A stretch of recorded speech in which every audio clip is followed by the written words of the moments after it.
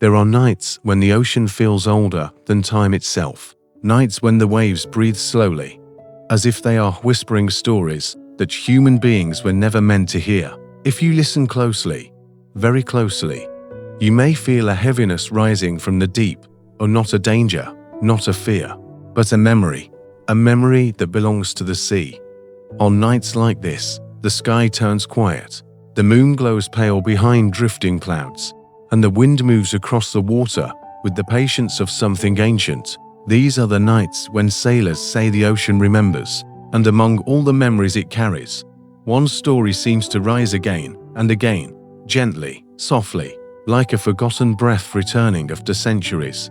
The story of a ship that was found drifting, untouched, unbroken, yet completely empty. Her name was Mary Celeste. Imagine a vast stretch of water in the North Atlantic. The world is quiet. The sun is low. A distant vessel moves without direction. Its sails half open. Its ropes loose, but not broken.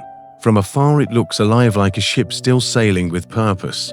But when another crew approaches, calling out, waiting for a reply, no voice answers. The ship continues to rock gently, as if guided by invisible hands. When they climb aboard, everything is where it should be. The tables, the navigation tools, the cargo, the clothes, the food, everything except for the people. No signs of panic, no overturned chairs, no struggle, no blood, no storm damage, no broken masts, no clue why everyone disappeared. Only silence, and the slow, steady sound of the sea brushing against the wooden hull. If you close your eyes right now, you can almost feel that silence. It's the kind of silence that doesn't frighten you. It draws you in, like the calm between two long breaths. The journals on the ship were untouched. The last entry was normal. The cargo was secure. Their belongings were neatly arranged. The lifeboat was missing. But why would an entire crew abandon a safe ship into the open ocean? There was no answer then. There is no answer today. And maybe that is why this story has lived for so long. Not because it is terrifying, but because it is peaceful in its mystery. A moment frozen in time. A question the sea never bothered to explain. Tonight, as you lay down to rest, the ocean invites you into that quiet space. A place where time moves slower, where every sound softens, where the world becomes distant and gentle. A place where the Mary Celeste drifts forever, not lost, not broken, just waiting, carried by waves that have seen more than any human ever will. You're not stepping into a horror story. You're stepping into a quiet chapter of the sea, a chapter wrapped in fog, moonlight, and unanswered questions. Let your breathing settle. Let your shoulders loosen. Let your thoughts drift like a ship carried by wind. Let the night hold you the way the ocean once held Mary Celeste, gently, slowly, without hurry. Because tonight, you're not here to solve a mystery. You're here to float through it, to feel the calmness inside the unknown, to fall asleep inside a story preserved by the sea itself. And as the waves begin to move in your mind, as your heartbeat slows, as your eyelids grow heavier, the ocean whispers the same words it might have whispered to that empty ship. Rest now. You are safe. Let the night carry you. This is where the story begins. A drifting ship, a quiet ocean, a memory that never sank, and you, slowly fading into the calm. The story truly begins on a quiet morning in early November of 1872. A morning so normal, so ordinary, that no one aboard the Mary Celeste could have imagined they were stepping into one of the greatest sea mysteries in human history. The harbor at New York was calm, wrapped in a thin layer of mist that hovered just above the water, soft enough to breathe through, old enough to make the world feel slower. Captain Benjamin Briggs stood on the deck, his hands resting gently on the polished rail. He was a man known for discipline, honesty, and a calm mind even in unpredictable seas.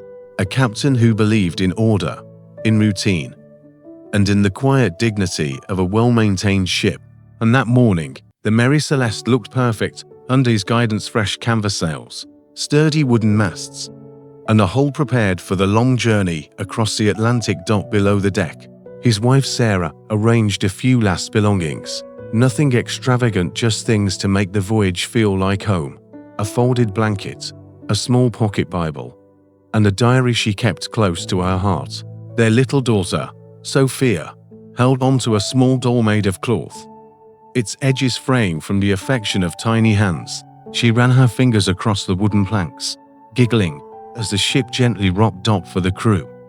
It was a good assignment, a captain they respected, a ship in excellent condition, a simple route. New York gives Genoa, Italy. Barrels of industrial alcohol packed securely below, nothing unusual, nothing dangerous. Even the weather reports promised smooth sailing for everyone aboard. It was supposed to be a peaceful journey. As the final ropes were pulled and the ship began to drift away from the harbor, many turned their heads toward the shoreline one last time. The fog was lifting, pieces of sunlight breaking through and dancing on the water.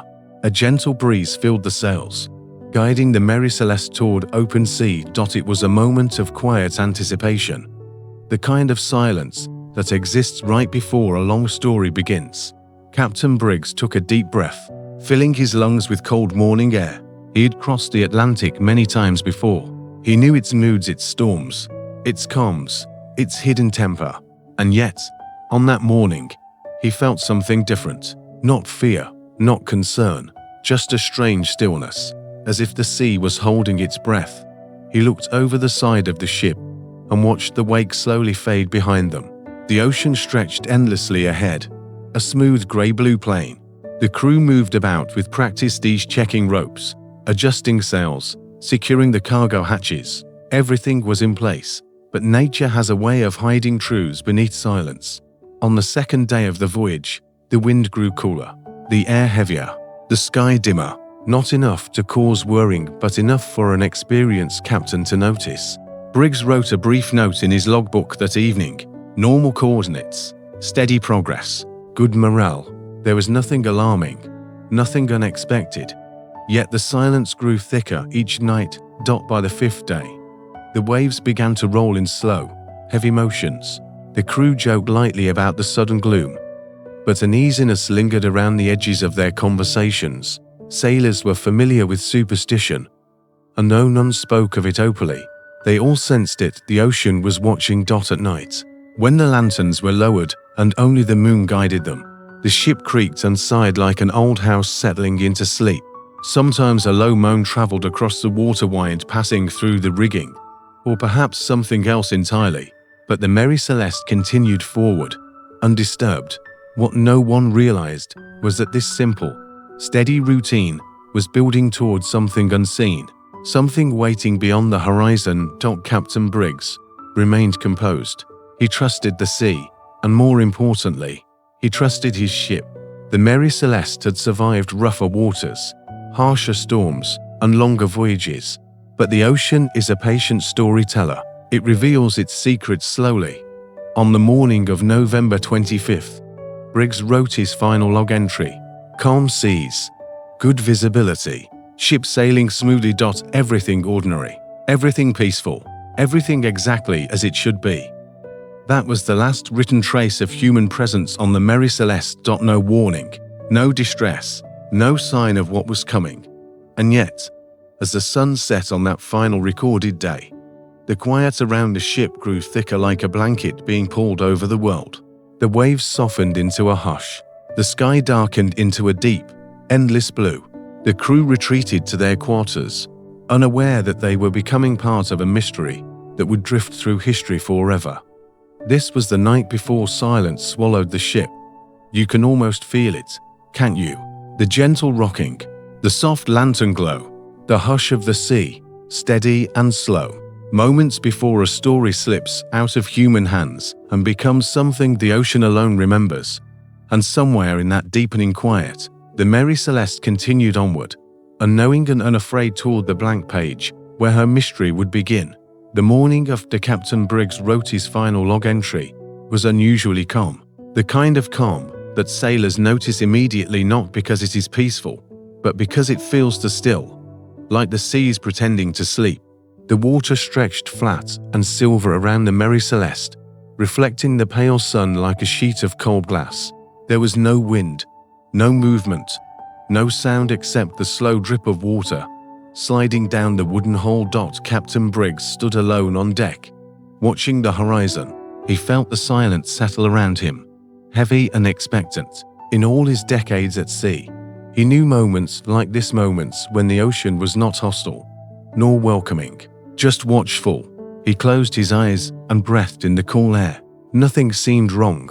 And yet, a man who had lived his life on water could sense when the ocean was holding back. Below deck, Sarah Briggs moved quietly through the cabin, making breakfast for Sophia. Their daughter sat near the small round window, her doll resting on her lap, her eyes tracing the soft glow of sunlight on the waves. She hummed a tune, a soft, innocent sound that somehow made the silence feel deeper. The crew went about their tasks with routine discipline. Ropes checked, barrels secure, sails adjusted. Every corner of the ship was in perfect condition. If someone looked at the Mary Celeste from afar, they would say the ship was calm, steady, and well-managed. But inside each man lived a tiny question they kept to themselves. Why did the ocean feel like it was waiting? Later that afternoon, something strange began to happen. It started with the compass needle trembling slightly, just enough for the first mate, Albert Richardson, to frown. He tapped the compass once. The needle steadied, then quivered again. Not wildly, not dangerously, just uncertain, as if torn between directions. The wind returned, but it came in short, uneven breaths, gusts that pushed the sails for a moment and then vanished as quickly as they came. The Mary Celeste lurched gently, leaning into the changing currents. Nothing alarming, but nothing ordinary either. Near sunset, the crew gathered for a quick meal. Their voices were quiet, low, carrying the unspoken tension of men sensing something on the horizon, something they couldn't name. Some joked softly to shake off the unease. Others stared at their plates, lost in thought. But Captain Briggs remained composed. His calm presence was enough to steady the ship's soul. After dinner, Briggs walked the deck alone. The sky had turned into a deep curtain of purple and blue. The first stars blinked awake, scattered like tiny lanterns above the endless water. He listened to the ship's old familiar sounds, the creak of wood, the whisper of rope swaying gently, the distant sigh of waves brushing against the hull. Everything seemed normal, perfectly normal, and yet he couldn't escape the feeling that the world around him had become strangely hollow. When he finally returned to his cabin, Sarah looked up from her journal. "Another long day?" she asked, her voice soft. Briggs sat beside her, taking her hand. He didn't want to burden her with worrying, so he smiled lightly and said, "Just the sea being quiet tonight." But she knew him well. She saw the tension in his jaw, the way his eyes drifted to the window, tracing the darkness outside. That night, the crew slept lightly. Many woke more than once, listening to sounds that weren't unusual yet carried an odd echo. The groan of the wood felt deeper. The wind felt colder. Even the lantern flames seemed to flicker with hesitation. And then, just past midnight, the ocean shifted. It wasn't a storm. It wasn't wind. It was more like a long, low push from underneath, a movement deep in the water, so slow and heavy that the ship tilted almost gracefully, then steadied. Several crew members awoke. They sat up in the dim lantern light, listening. The silence after the shift felt thicker than before, as if the sea was pressing in around them. At dawn, Briggs rose early and stepped out on deck once more. The air felt different, warmer, strangely humid, carrying the scent of something he couldn't identify. The sky was clear, but the horizon wore a faint haze that hadn't been there the day before. He looked over the ship, scanning every detail with a trained eye. Everything was still in place. Everything was still perfect. And yet, something was undeniably changing. He wrote nothing in the logbook that morning. There was nothing specific to report, nothing factual, only a feeling. But sometimes, the absence of facts is where the story truly begins. As the sun climbed higher, the Mary Celeste continued forward across the endless Atlantic. The gentle creak of wood, the flutter of half-filled sails, the breath of the ocean beneath, everything blended into a haunting quiet. The crew did not know that this was their last ordinary day, the last day anyone would ever see them alive. The last day, the ship would carry them as a complete, living crew. From this point onward, the sea held the pen, and the story of the Mary Celeste would belong to the people aboard her, but to the silence she left behind. The morning light spread slowly across the deck of the Mary Celeste, washing the wooden planks in a pale golden glow. The sea was unusually calm, still enough that the ship seemed to rest rather than sail. The crew moved quietly, each man doing his work, but often glancing at the horizon longer than necessary. Something in the air felt heavy, like a question waiting to be asked. Captain Briggs walked the length of the deck, his boots tapping softly against the boards. He scanned the barrels, the ropes, the sails. Everything remained perfectly intact. The cargo hold was secure, the provisions untouched. There was not a single sign of trouble, yet his instincts whispered of something hidden beneath the calm surface. Years at sea had sharpened his senses, and he felt the subtle wrongness he couldn't explain. Below deck, Sarah prepared a simple breakfast. Her daughter played near the bunk, humming softly. The rhythmic sway of the ship usually soothed her, but even the child paused now and then, looking toward the steps leading up to the deck as if she sensed a shift in the air. Children often felt things adults tried to ignore. The wind returned in short breaths, making the sails flutter before dying into silence again. The crew exchanged uneasy looks. Seamen trusted the steadiness of nature, either storms or calmness. But this uncertain rhythm, this half wind, half stillness, felt unnatural, like the world was hesitating. Around midday, the first mate noticed something strange. The ship tilted slightly to the left and then corrected itself with a gentle roll, a natural movement, perhaps, but it felt deliberate, almost thoughtful. He frowned and checked the wheel, the ropes, the rigging.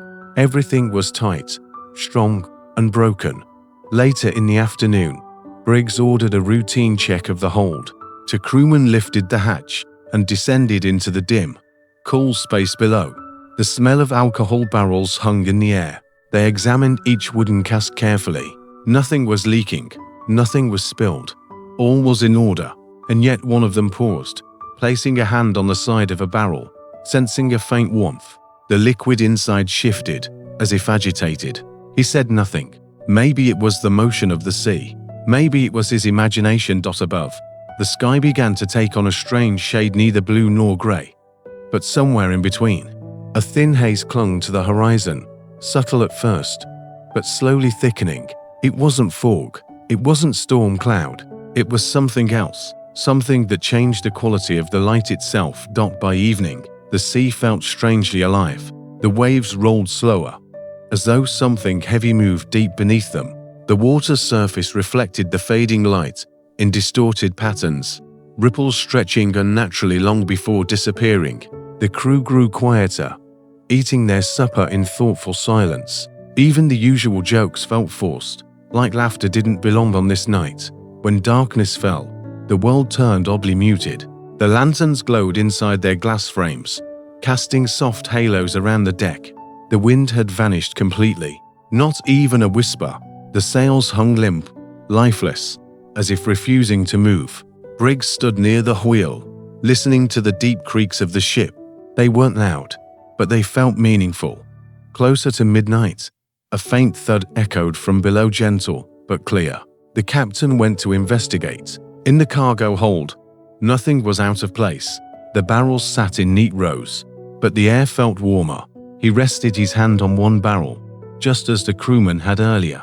The faint heat pulsed through the wood again. Briggs withdrew his hand slowly, his brow tightening. Alcohol expanding, possible, but the temperature of the sea was low. The night was cold. This didn't match the world outside. He closed the hatch and stood silently, letting the dim lantern light flicker across his face. The calmness outside felt deceptive, like a blanket covering something restless. He could not pinpoint it, but the wrongness pressed against him softly, persistently, like a whisper he couldn't quite hear. When he returned to the cabin, Sarah sensed his unease. She touched his arm gently, her eyes searching his. "Is something wrong?" she asked softly. He took a slow breath. "Nothing yet," he answered, but the pause before the last word betrayed him. As the ship drifted in the still ocean, The Mary Celeste felt less like a vessel moving toward its destination and more like an object being carried, not guided by wind or waves, but by something deeper, something older, something that required silence. By the time the crew settled into sleep, the sea around them had turned glassy. No movement, no breeze, no sound except the distant heartbeat of the ocean beneath. The lanterns swayed gently, though there was no wind to push them, and somewhere, between the creaking of the wood and the quiet breathing of the sleeping crew, the Mary Celeste continued forward into the kind of night that does not warn, does not explain, only waits. The next morning came with a strange kind of brightness, the kind that feels filtered through a veil. The sunlight was pale, almost colorless, spreading across the deck of the Mary Celeste like a thin sheet of silver. The air felt warmer than it should have been for late November, humid in a way that gnawed softly at the skin. The crew stepped onto the deck with slow, hesitant movements, each man quietly feeling the heaviness of the atmosphere. Captain Briggs scanned the horizon. No sails, no ships, no birds. The world around them was empty, so empty that the silence felt like a presence. The sky above was clear, but the light felt dull, as though the sun struggled to break fully through the thin haze that surrounded them. Briggs narrowed his eyes. Seas like this were unpredictable. He knew that odd calmness often hid something brewing far beneath the surface. He ordered the crew to check the rigging and sails. Everything was intact. In fact, everything looked better than expected, as though the Mary Celeste herself was trying to reassure the men aboard. But reassurance was not what any of them felt. The ocean's calm was to absolute, its stillness to precise. Nature rarely behaved with such deliberate quiet. Inside the cabin, Sarah wrote in her diary. Her handwriting was steady, flowing across the page. She wrote about the unusual heat, the eerie quiet, the way the sky seemed to hold its breath. She felt no immediate danger, but the unease lingered, like a faint shadow moving at the edge of her thoughts. Sophia, unaware of tension, ran her fingers along the cabin wall, humming her little tune.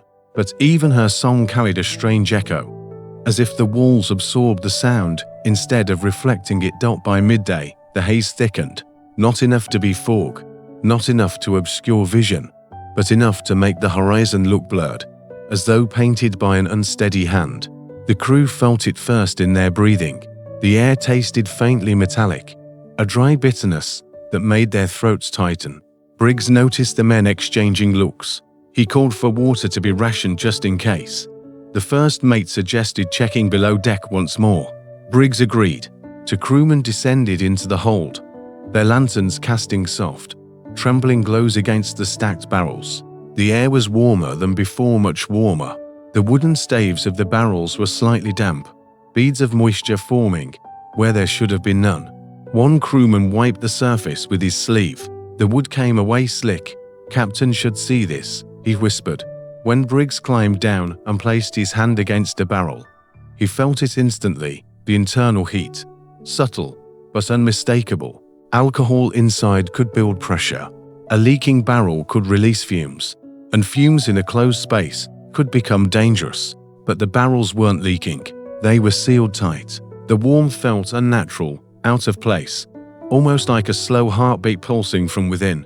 Briggs exhaled slowly, thinking, could the rising temperature be from the shifting weather? Unlikely. The ship had been in colder waters just days before, and no crewman had reported any spill. No sharp fumes, but he knew the danger. Even the hint of alcohol vapor could drive men to panic, as they believed an explosion was possible. He climbed back up, told the crew to ventilate the lower deck. They obeyed quickly, opening hatches and allowing the strange, warm air to mix with the crisp wind. The air that emerged carried an odd scent, faint, sharp, almost sour. As the afternoon faded into evening, the tension grew. The sea was still calm, too calm. The Mary Celeste drifted rather than sailed, her sails slack in the weak wind. No birds came. No fish broke the surface. The entire ocean seemed to have emptied itself, leaving the ship suspended in a world of quiet water and soft light. Towards sunset, Briggs noticed something on the horizon, a faint line, almost like distant land. But when he blinked, it vanished. He stared longer, but the haze thickened, hiding whatever had been there. The sea shifted slightly beneath the ship, not with waves, but with a soft rise, as if something immense moved below them. Night fell quickly. The stars appeared, dim and scattered, as though viewed through a thin layer of smoke. Lanterns flickered on deck, glowing softly. The crew spoke in hushed voices, their breaths visible in the strange, humid air. Briggs walked among them, offering quiet reassurance, but even he felt the weight of the unknown pressing him from all sides. Sarah tried to calm Sophia, who seemed restless for the first time. The child clutched her doll tightly, staring at the cabin door as though she heard something outside. When Sarah asked what was wrong, Sophia whispered, "The ship is listening." Sarah froze. Later that night, a low groan ran through the hull, not sharp, not sudden, but long and slow, like a sigh. The crew jolted awake. Men climbed to the deck with lanterns in hand. But nothing was wrong. The ocean remained still. The air remained warm. The ship remained intact. Briggs stood with his hand on the railing, looking into the darkness. The groan had not come from the wind, nor from the waves. It had come from the Mary Celeste herself. As though the ship was shifting under an invisible weight, he stayed awake long after the others slept, listening. The silence deepened. The night pressed close, heavy and full of secrets the sea refused to share. The lantern burned low. The stars blurred. The water barely moved. This was the night when the Mary Celeste crossed an invisible threshold, a quiet point where ordinary life ends and the mystery begins. The dawn that followed was unlike any the crew of the Mary Celeste had ever seen. It came slowly, not with the usual burst of golden light, but with a muted glow that spread across the water like a thin sheet of pale fire. The sea beneath the ship shimmered faintly, as if something beneath the surface was stirring. Captain Briggs stepped onto the deck before anyone else, and for a moment, he felt as if he were standing not on a ship, but on the edge of a dream. The air was warm again, too warm, even warmer than the day before.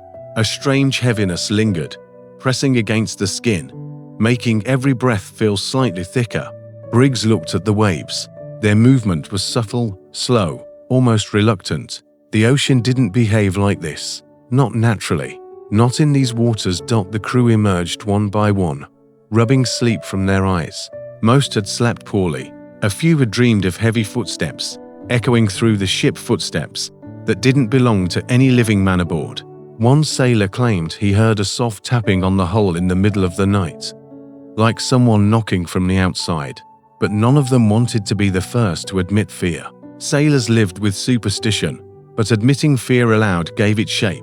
Briggs called for breakfast. The men gathered around quietly, eating in silence. Even their footsteps felt softer, as if muffled by the ship itself. Sophia played with her doll near her mother, but even she seemed subdued. Every now and then, she looked toward the open hatch leading below deck, her expression uneasy, as though she sensed something drifting through the wood. After breakfast, Briggs sent the men to check the storage again. They returned faster than expected. Their faces were pale. "Captain, the barrels feel hotter today."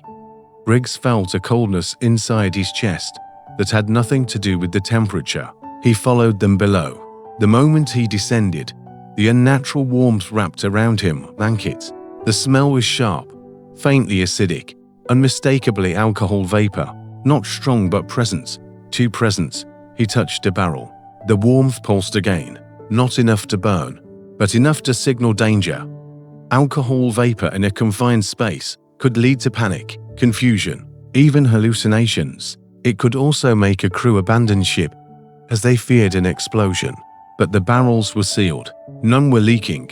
None showed signs of damage or swelling. Something didn't add up. Briggs climbed back to the deck, his mind racing. He looked around. The sky, the haze, the stillness, the silence, the drifting ship, and now the vapor. Piece by piece, the world was building something he could not yet name. By late morning, the haze thickened again. A faint ring of light surrounded the sun, distorting its shape. The crew stared upward uneasily. Sun halos were natural, yes, but combined with everything else, It felt like another sign. The wind tried to return, but came in short bursts, pushing the sails a little before disappearing. The ship swayed gently, unnervingly, as though responding to movements deep below. The air tasted metallic again. A thin film of sweat formed on the crew's skin. Near midday, Briggs gathered the officers. He spoke softly, calmly. "There's something wrong in the hold," he said. "Not immediately dangerous, but we need to take precaution. Keep the hatches open. Keep the crew alert." And absolutely no one lights a match. The men nodded. They trusted him, but they also knew something unspoken weighed heavily on his mind. Later that afternoon, the lookout called down, his voice unusually sharp. "Captain, something in the water." Briggs hurried to the bow. All eyes turned toward a patch of sea ahead. It appeared darker than the surrounding water, swirling slightly, like a slow-moving current twisting the surface. But the sea was calm. There were no currents here. Not like that. The shape shifted under the haze, then faded, as if sinking deeper. The lookout crossed himself. No one laughed at him. As evening approached, the ocean began to breathe differently. The waves rose a little higher, then sank lower, a slow rhythm that felt almost alive. The ship moved with it, rocking gently but persistently. The sound of the water against the hull deepened, turning into a hollow, echoing pulse. That night, the crew lay awake again. Every creak, every whisper of rope, every sigh of the waves felt amplified. Sarah sat beside Sophia, who stirred restlessly in her sleep. Briggs walked the deck in long, slow steps, lantern in hand. The flame inside flickered, but did not go out. In the silence, a thought formed slowly in his mind, one he was not ready to voice. Something is coming. Not a storm, not a threat from the sky. Something from the deep. Near midnight, the ship tilted suddenly just a little, but enough to wake the crew. They rushed onto the deck, eyes wide, breathing heavy. The ocean had become utterly still again. No wind, no sound, no explanation. Briggs placed a hand on the railing. The wood felt strangely warm, warmer than it had ever been, even under direct sunlight. He closed his eyes. The silence closed in around him. The Mary Celeste drifted onward, alone in the vast Atlantic, carrying its crew toward a fate no one could describe. A fate written not in storms or waves, but in the quiet, waiting breath of the sea. This was the night before decisions would be made. This was the night when the ocean tightened its grip. This was the night before the crew of the Mary Celeste entered history forever. The next morning arrived without warning. There was no gentle fading of night, no gradual warming of air, just a sudden shift, as if someone had quietly pulled a curtain aside and let the day walk in. The light was flat, pale, and strangely cold, despite the lingering warmth that clung to the ship's wooden frame. Captain Briggs opened his eyes before the rest of the crew, sensing immediately that something was different. He rose from his bunk and stepped onto the deck. The sea looked darker today, still calm, but no longer peaceful. The water had a thickness to it, a sluggishness that made it appear almost oily. The horizon was a blurry line, where sky and sea seemed to melt into each other. The haze was back, thicker now, swirling gently like smoke suspended in glass. Briggs inhaled deeply. The air carried a faint sharpness, the same metallic taste that had unsettled in the days before. He noticed moisture forming on the railing beneath his hand, not dew, but something warmer. He wiped his palm on his coat and frowned. One by one, the crew emerged. Their faces were pale, their expressions tight. They moved with a kind of mechanical precision, as though following routines not entirely their own. Someone whispered a quiet prayer under his breath. No one laughed. No one told him to stop. Breakfast was eaten in silence. Even Sophia, usually bright and curious, sat quietly beside her mother. She clutched her doll tightly, her eyes fixed on the deck, if listening to something beneath it. Sarah stroked her daughter's hair gently, but looked at her with worrying she tried to hide. After the meal, Briggs gathered his officers. "We need to check the hold again," he said softly. No one protested. The warmth rising from below was becoming impossible to ignore. The moment they opened the hatch, A wave of thick, warm air rushed upward like exhaling breath from a hidden furnace. It wasn't unbearable, but it was wrong. Briggs felt his heartbeat quicken as he descended into the dimness. The lantern light flickered strangely on the walls, casting long, bending shadows that moved too slowly. The barrels sat in perfect rows, but the space felt alive in some unsettling way. Briggs approached the nearest barrel and pressed his palm against it. The warmth had increased, not dangerously so, but steadily, persuasive, insistent. A faint hiss sounded somewhere deeper in the hold, a sound like expanding air, a whisper rising from within the wood. Briggs stepped back. "Ventilation stays open," he ordered. "No closed hatches until I say otherwise." The men nodded, though unease flickered in their eyes. Back on deck, the wind returned in a sudden gust, brief, sharp, almost violent in contrast to the stillness that had preceded it. The sails snapped to life, filling for a moment before the wind died again. The ship lurched, then steadied. It felt like the ocean had taken a single breath, and then held it. Around midday, the lookout spotted something again. "Captain, ahead." Briggs lifted his spyglass. At first he saw only the endless blur of grey horizon. Then just for a second he caught sight of something. A thin streak of darker water, a ripple out of rhythm with the rest of the sea. Something moving beneath the surface. But when he adjusted the lens, it disappeared. Probably a shadow, the lookout muttered. But his voice trembled. As afternoon settled, the temperature climbed unnaturally. Sweat formed on the sailors' necks and brows, despite the faint breeze. The wood of the ship felt almost warm beneath their feet, as if the heat below deck was slowly spreading upward. Briggs checked the compass. The needle wavered again, subtle, trembling, unsure. It shifted slightly east, then corrected itself. The captain watched it for a long time, saying nothing. The haze thickened further. It crawled along the surface of the sea, curling around the hull like pale smoke. It made the world feel smaller, the horizon nearer, the air heavier. The Mary Celeste sailed through it slowly, her sails drooping, her mast creaking as though under a weight no wind could cause. As evening approached, strange sounds echoed through the ship. Soft taps, distant thuds, a low groan as though the wooden beams were shifting under pressure.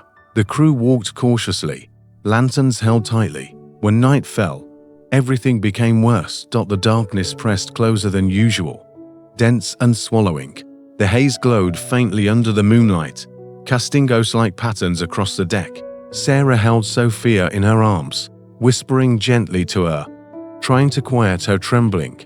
The child's eyes were wide, fixed on some point beyond her mother's shoulder.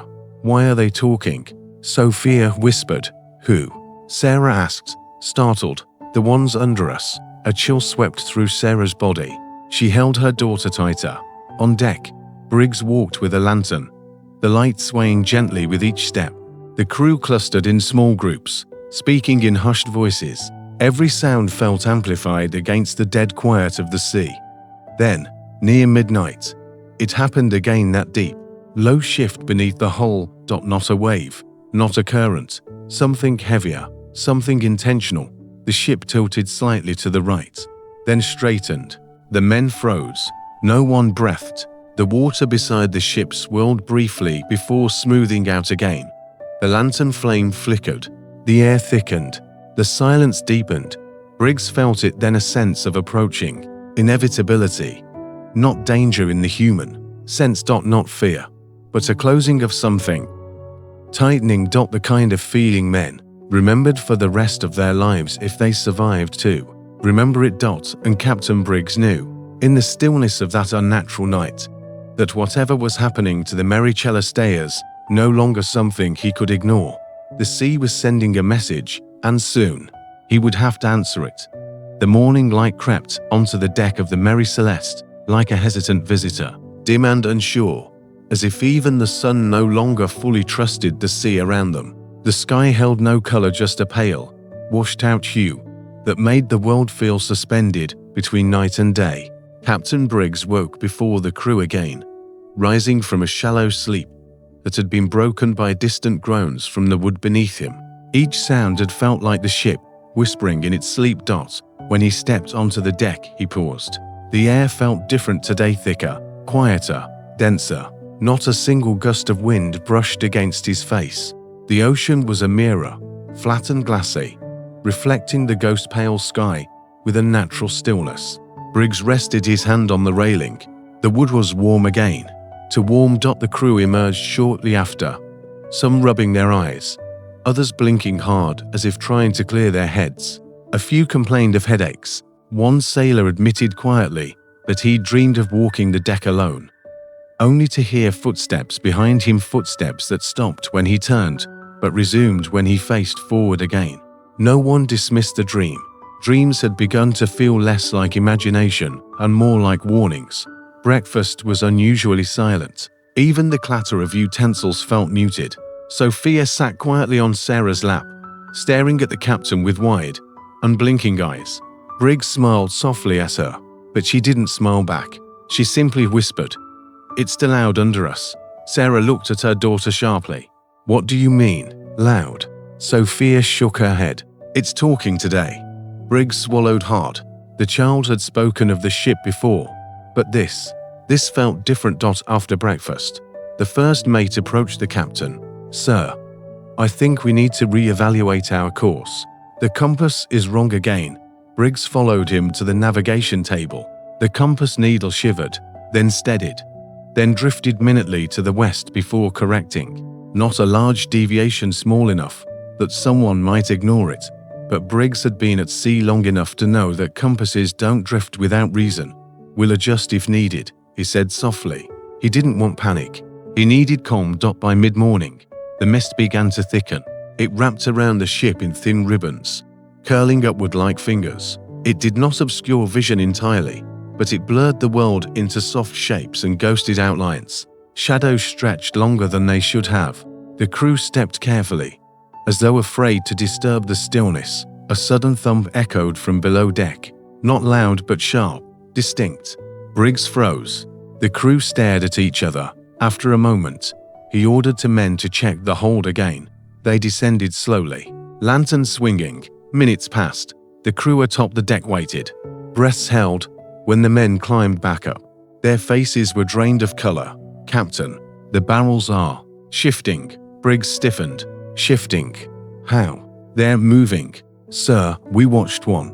It slid just a little. We thought maybe the ship tilted, but it didn't. The deck was level." Briggs stared at them. "You're certain?" "Yes, Captain." The air around them seemed to thicken with every word. He went down to the hold himself. The warmth hit him immediately, heavy, stagnant, almost suffocating. He held the lantern close and inspected the barrels. They sat in neat rows, but as he watched, he saw a slight tremor from within one barrel. A vibration, a pulse, like something expanding, contracting, breathing. He touched it and felt a familiar warmth, stronger than ever. His heart pounded. He climbed back up, closing the hatch behind him. He didn't tell the crew everything he'd seen. Not yet. Fear spreads quickly on the sea, especially when silence is the only thing listening.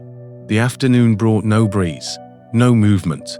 The ship drifted, carried only by currents too slow to feel. The mist wrapped around them, turning the world into a dim circle of swaying shadows. The sky above seemed farther away than usual. Even sound traveled differently, thicker, slower, fading before fully forming. As evening fell, Sarah approached Briggs.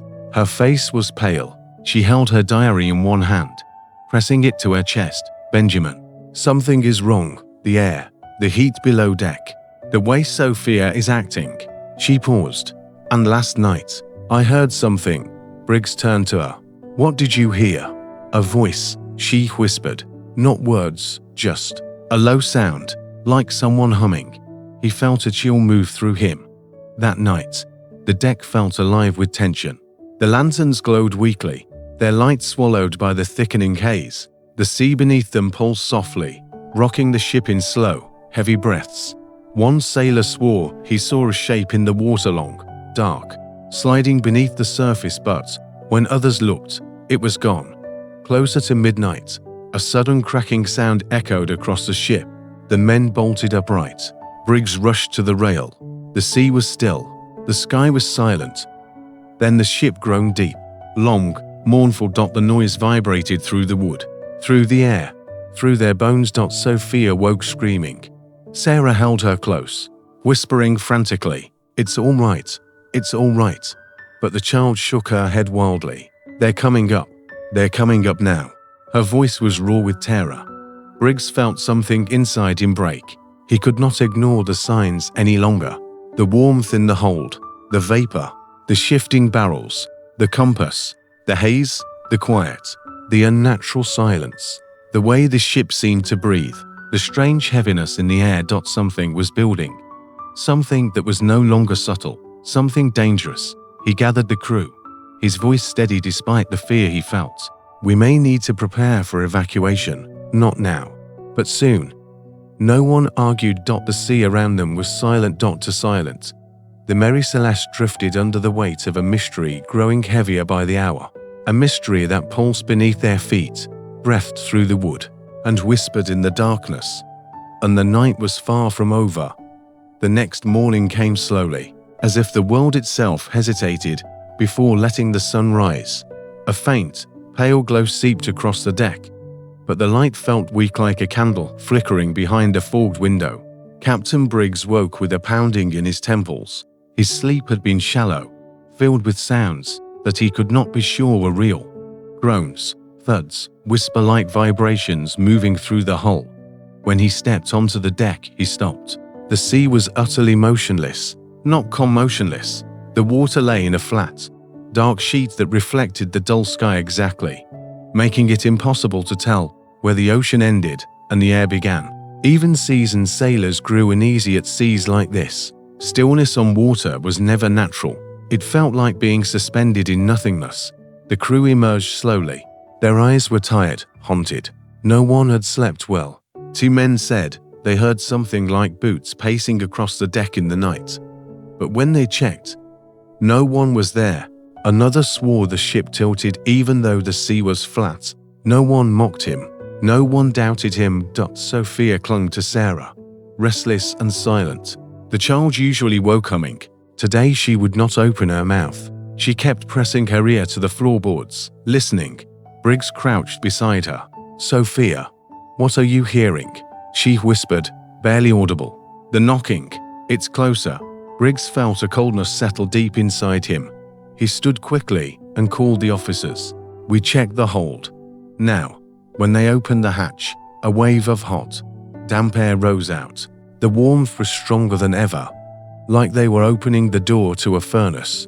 The air shimmered in the lantern light as though alive. Briggs descended with the men. The heat wrapped around them, thick and suffocating. The barrels sat in their rows, but something had changed. A faint, rhythmic vibration pulsed through the wooden floor, subtle but unmistakable.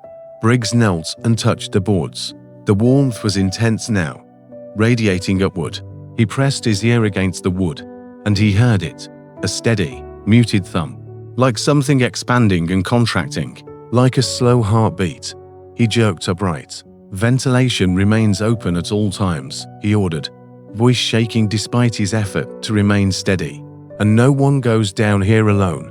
As they climbed back up, one sailor whispered, "Captain, the ship feels alive." Briggs didn't respond. He didn't know how to. The day passed with a suffocating slowness. The haze thickened again, curling around the ship, pale smoke. The air grew hotter, thicker. Even breathing felt like effort. The crew worked with strange movements, each man glancing at the sea more often than he looked at his tools. By midday, the sun appeared only as a faint blur behind the haze. Shadows warped across the deck. Sounds took longer to fade. Everything felt distorted. Briggs ordered the lifeboat ropes checked and secured. "Just in case," he said. But the crew heard the truth in his voice. He was preparing for something. During the late afternoon, a strange movement rippled under the water. A long, slow shift, as though something massive passed beneath the hull. The ship tilted slightly. The crew stumbled. Sophia cried out. Sarah held her daughter tight. "It's all right." But Sophia shook violently, pointing at the floor. It's climbing up." Sarah's face turned ashen. Briggs grabbed the rail. staring into the sea. The surface looked normal, still, quiet, but the tilt, the vibration, the heat rising from below, none were normal. The first mate approached him in a low voice. "Captain, we need to abandon ship. The crew is terrified. The hold is too warm. The air is not right. Something is happening below deck." Briggs stared out at the endless haze. He had never abandoned a ship in his life. It went against his instinct, against his pride, against his duty. But the Mary Celeste had crossed a threshold. When night fell, the ship came alive with sound, not loud, not chaotic, but constant soft taps, long, distant knocks, a faint humming that vibrated through the wood, a creak that rose and fell like the inhale and exhale of something breathing. Sarah clutched Sophia, whispering soothing words. The child's small hands trembled uncontrollably.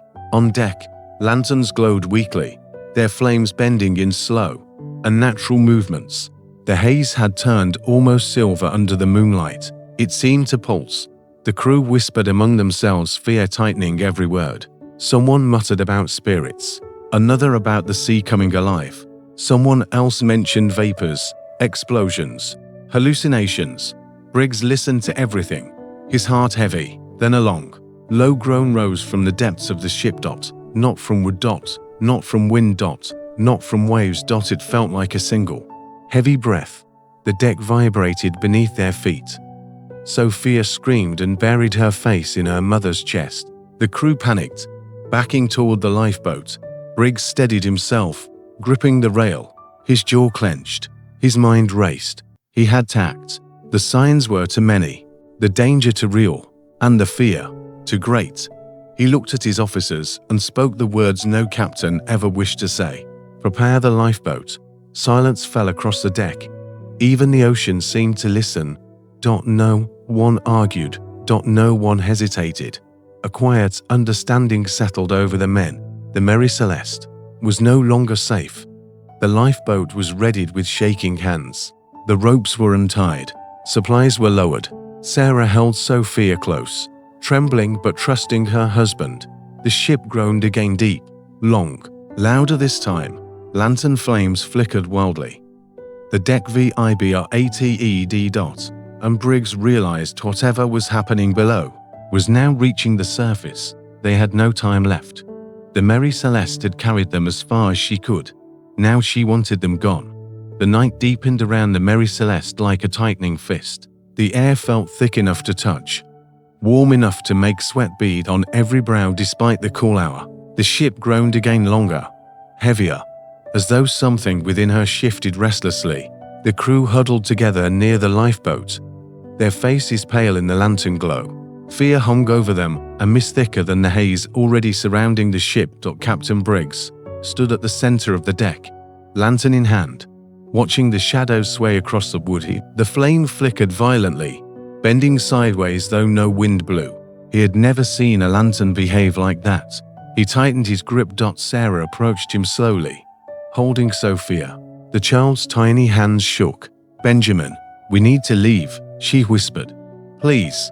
Briggs looked at the ship he had captained with pride for years. She had carried him across oceans, through storms and danger. Abandoning her felt like betraying a living friend. But everything around him, every sound, every tilt, every breath of heat rising from below deck told him what he did not want to admit. The Mary Celeste was no longer safe. He exhaled a long, trembling breath. "Get everyone ready."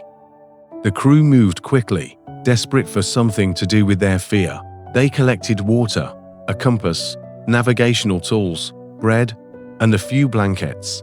The lifeboat creaked as they made final checks, lowering it closer to the water. Every sound seemed amplified. The rope sliding, the wooden beam squeaking, the soft splash of waves tapping the hull. Then a sudden crack echoed beneath their feet. The deck shuddered. Sophia screamed. Sarah clutched her tighter. The crew stumbled as the entire ship seemed to lurch upward, just a fraction, before settling with a heavy thud. Briggs spun toward the hatch to the hold. The warmth radiating from it now felt like standing beside a massive furnace. A soft, rhythmic thumping rose from the depths, growing louder, faster, not like footsteps, not like shifting cargo, More like pressure building, air moving, something expanding. The first mate grabbed Briggs' arm. "Captain, we must go now." Briggs hesitated for the briefest moment. Duty versus survival. Pride versus instinct. The ship versus his family. The thumping grew louder. Sophia cried. "It's coming up. It's coming up. It wants to go out." "That broke him," he shouted. "Everyone into the boat. Move." The crew scrambled, hands shaking, shoulders tense, breaths heavy.